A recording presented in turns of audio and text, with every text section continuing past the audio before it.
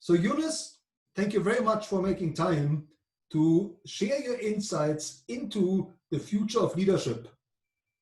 Well, thank you for the opportunity. You're welcome. But before we go into the future, can you tell us a little bit about your own background? Where did you grow up? Okay, so I was born and raised in Cape Town, so still very much Cape Townian at heart.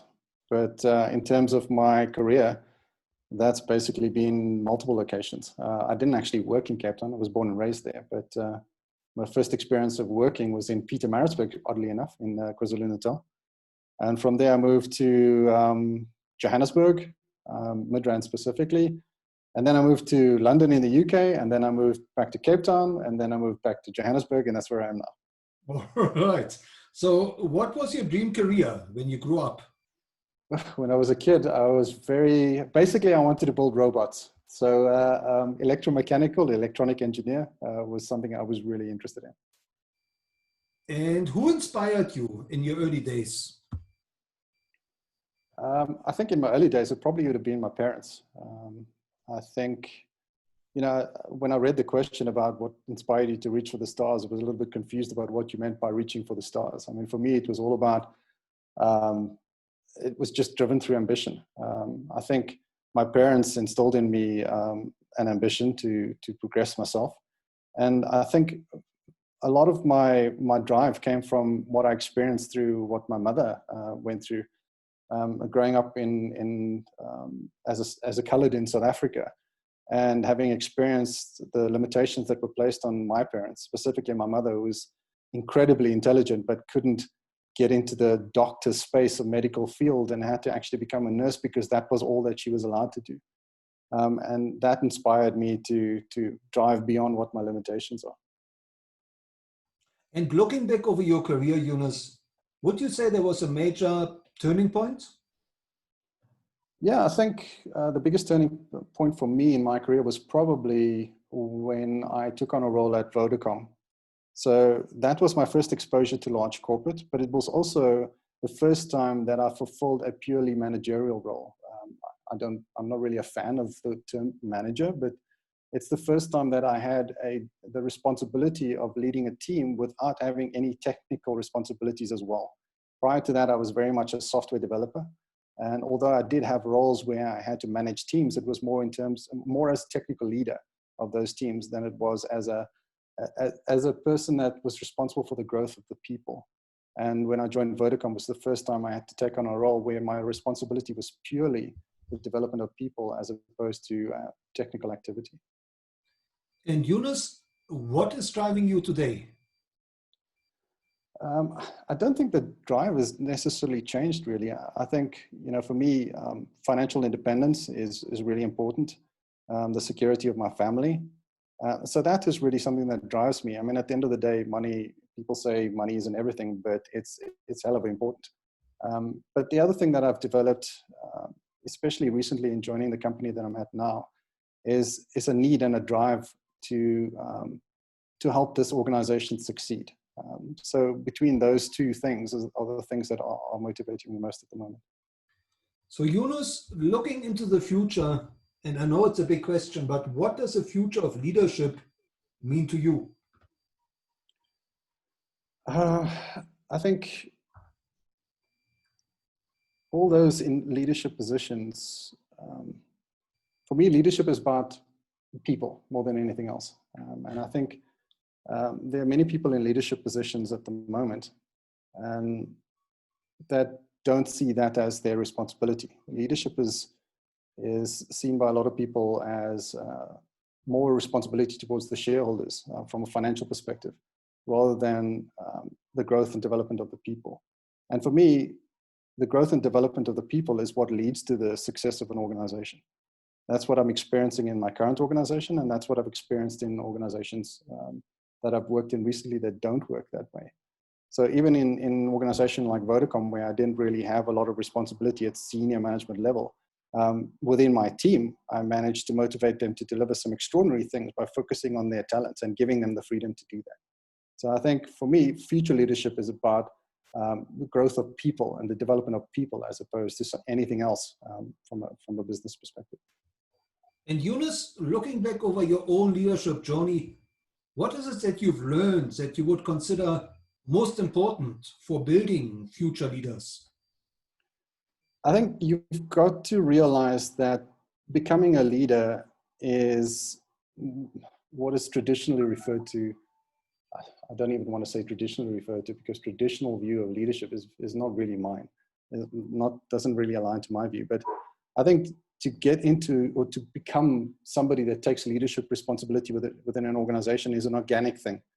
It's not something that you decide to do. And in my experience, it's not something you decide to do and then become. I know there are some people that decide to take senior positions in organizations and then drive very, very deliberately towards that. But in my experience, you cannot be a leader unless there are people that are willing to follow you. And that happens organically in a lot of different ways. And it's very hard to define. It's about consistency. It's about being human. It's about engaging with people and taking care of people that are within that you have the privilege of leading. And so for me, it's the most important aspect of leadership is that people need to decide that they want to follow you. When that happens, that's when you become a leader, and not before that. And Yunus, when you speak to aspiring leaders, what is it you tell them about social media? How should they navigate social media to build their own leadership brand? I think you should not, as a leader, you should not engage on social media unless you understand what your values and principles are. So when you engage in social media, you need to do so honestly from the perspective of your own principles and values. And don't deviate from that based on what's popular at that particular point in time. You need to stick to what you believe in and what your values are, even if at times there are that they're not popular. You need to be who you are at all times, because at points you will be challenged. And if you're not really being honest, then you will struggle to have a discussion when you're challenged. Now, what is your advice, Yunus, for future leaders? What are some of the biggest challenges they are likely to encounter in their career?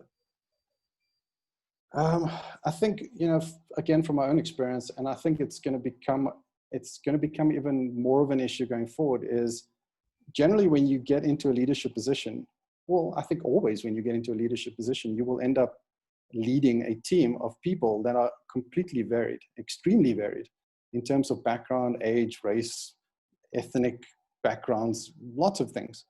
And as a leader, you need to be able to relate to all of those people. And that's extremely difficult if you have no context for the people that you're leading. And I think a lot of the changes that happen from generation to generation are driven by changes in technology. And as we all know, changes in technology is only accelerating, which means that gap's going to widen.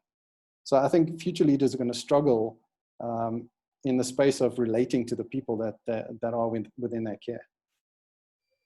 And Yunus, if you were to design a curriculum for future leaders, what are some of the new skills you would like to factor in? I think you need to be comfortable with not knowing. Because as a leader, you have to be comfortable with what your strengths are. And nobody knows everything and nobody's capable of doing anything. And I think you need to be comfortable to not know. And then depend on the people that are within your care that you are leading to fill the gaps that you have in terms of your knowledge. But I think for me, if I had to build a leadership curriculum, it would be more around your ability to engage with people. So those are things like being able to listen empathetically. So to be able to embrace the future and be comfortable with failure, but failing forward, obviously. A leader needs to be able to encourage creativity and be comfortable with creativity, and resilience, I think, because we don't really know what's coming, and you need to be comfortable with the idea that what your plans are not necessarily going to work out the way you would like them to. So you need to be comfortable to work beyond that, to move beyond that, to move beyond not being right and not having things work out the way you'd like to, you would have liked them to. So I think basically for me, you have to be extremely comfortable with not being right and being dependent on the people around you to help you get past that. And Yunus, as a mentor to future leaders, can you maybe share a success story or two where you mentored an upcoming leader and that person took your advice to heart? Yeah, there were two that stand out. So one now heads up an area of an organization, a service organization in South Africa, and the other now heads up a marketing responsibility for a large fast food chain, now based out of Germany. And I think for me, again, leadership is not something you deliberately do. It's something that you do that happens because your personality or your upbringing or something triggers your ability to engage with people. And I think for me, it was about respecting the talent of the people that worked in my team, that worked for me, for want of a better term, respecting their talent and then clearing the blockers for them and giving them the opportunity to shine and not trying to do their jobs for them. I mean, these people are with fantastic talents and they have the ability to do things that I cannot possibly do. But, as somebody that's responsible for a team, you often feel that it's your responsibility to be, or that it's necessary that you are able to do the jobs of your people as well as they can, which is insane. So, for me, it was all about motivating them gently, I will say, not really driving, but motivating them to expose what their capabilities are, for them to expose their talents, for them to share their talents, and then just clearing the blockers out of the way and then allowing them to be wrong and fail. And I think, the two people that I spoke about earlier, that's what happened. So I gave them the space to become more than what they thought they could be. And I think the other thing as well is to be comfortable with letting go. And, as much as you value the people within your team, if they get an opportunity to grow beyond where they are, and it's not necessarily within your environment, then you need to support them and allow them to do that.